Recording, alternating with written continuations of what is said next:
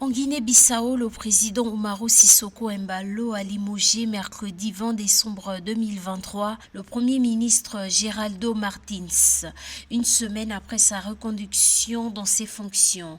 Dans la foulée, Rui Duarte Barros a été choisi au poste de premier ministre en remplacement de Geraldo Martins. Aucune raison n'a été avancée pour justifier cette décision. Les dirigeants politiques africains ont beaucoup de mal avec la cohabitation. Dans les années 90, au Niger, les relations exécrables entre le président Mahamat Ousmane et son premier ministre Ama Amadou ont conduit le pays dans une crise profonde. Et on y arrive en ce moment en Guinée-Bissau. Quelle est la situation? Vous avez le PAIGC, le parti historique qui a toujours dirigé le pays jusque-là, qui avait perdu la présidentielle gagnée par Umaro Sissoco, mais Umaro Sissoco n'a pas la majorité à l'Assemblée nationale, c'est le PAIGC qui l'a, donc le Premier ministre vient de ses rangs. Et aujourd'hui, ils sont incapables de pouvoir gérer le pays à deux. Parce que tout simplement en Afrique, il ne peut pas y avoir une dualité à la tête de l'État. Il y a un chef et un chef unique. Rui Duarte Barros avait déjà été Premier ministre de transition du 16 mai 2012 au 4 juillet 2014 et ministre de l'économie et des finances en 2002.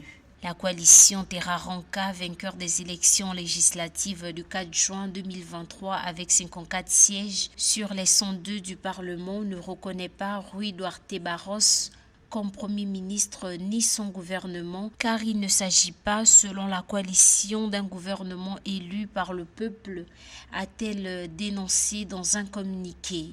Le souci qu'il y a avec cette crise très profonde entre le PAIGC d'un côté et le président Umaro Sissoco Embalo, c'est qu'on risque de se diriger vers un coup d'État. Il y a déjà eu le 1er décembre dernier des éléments de la garde nationale qui ont essayé de libérer des ministres qui avaient été arrêtés. Et on voit bien là que l'armée n'est pas monolithe, l'armée est aussi au centre des jeux politiques et il ne faudrait pas s'étonner si cette crise perdure, que l'on entende que l'on a mis fin au mandat du président Umaro Sissoco Embalo par un coup d'État et ça fera un de plus dans l'Afrique.